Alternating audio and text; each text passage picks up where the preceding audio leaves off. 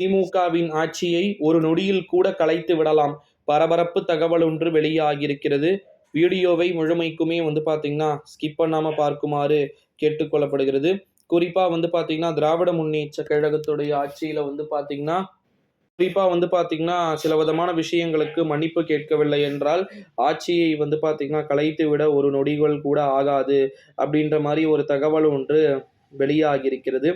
அத பத்தி தான் பார்க்க போறோம். குறிப்பா நம்முடைய தமிழ்நாட்ல திராவிட முன்னேற்றக் கழகத்தின் தலைமையிலான அரசாங்கத்தில பார்த்தீங்கன்னா, இப்ப எந்த நேரத்தில் வேண்டுமானாலும் ஆட்சியை கலைத்து விடுவோம் அப்படின்னு சொல்ட்டு, இந்த மோடியுடைய அரசாங்கம் பார்த்தீங்கன்னா, நினைத்துக் கொண்டிருப்பதாக தகவல்கள் அப்படின்றது வெளியாகிட்டு இருக்கக்கூடிய சூழ்நிலையிலே, திமுகவின் ஆட்சியை பார்த்தீங்கன்னா, ஒரே செகண்ட்ல கூட இப்ப தமிழ்நாட்ல ரீசன்ட் டைம்ல பார்த்தீங்கன்னா, கொலைகள், கொள்ளைகள் பார்த்தீங்கன்னா, அதிகமா நடந்துகிட்டு இருக்கு.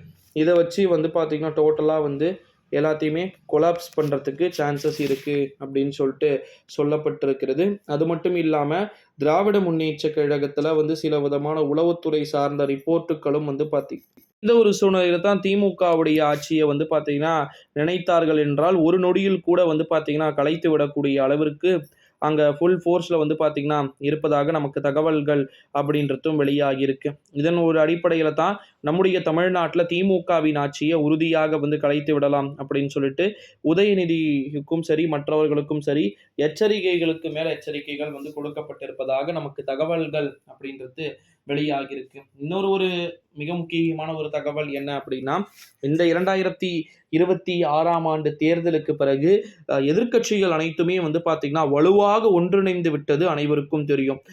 எப்படி வலுவாக ஒன்றிணைந்து விட்டார்கள் அப்படின்னு பார்த்தீங்கன்னா, பிஜேபியை எதிர்க்கக்கூடிய அனைவருமே பார்த்தீங்கன்னா, பிஜேபியை காலி பண்ணணும் அப்படின்ற அந்த ஒரே ஒரு மென்டாலிட்டியில மட்டுமே பார்த்தீங்கன்னா இருக்கிறதுனால, திமுகவுடைய ஆட்சிய எப்படி வேண்டுமானாலும் அவங்க ஸ்ட்ரகிளிங் பண்றதுக்கு சான்சஸ் இருக்குது அப்படின்னு சொல்லலாம். திமுகவுடைய கவர்மெண்ட்ட நீங்க அவ்வளோ சீக்கிரமா எடை போட்டுறாதீங்க, அப்படி இப்படின்னு சொல்லிட்டு சில பேர் சொன்னாலும் கூட, திராவிட முன்னேற்றக் கழகத்தை யாரும் அவ்வளோ சீக்கிரத்தில பார்த்தீங்கன்னா, எடையெல்லாம் போடல. பட் திராவிட முன்னேற்றக் கழகம் அப்படின்ற ஒரு பார்ட்டி அவ்வளவு சர்வ சாதாரணமான ஒரு பார்ட்டி இல்ல அப்படின்றது எனக்கும் தெரியும்.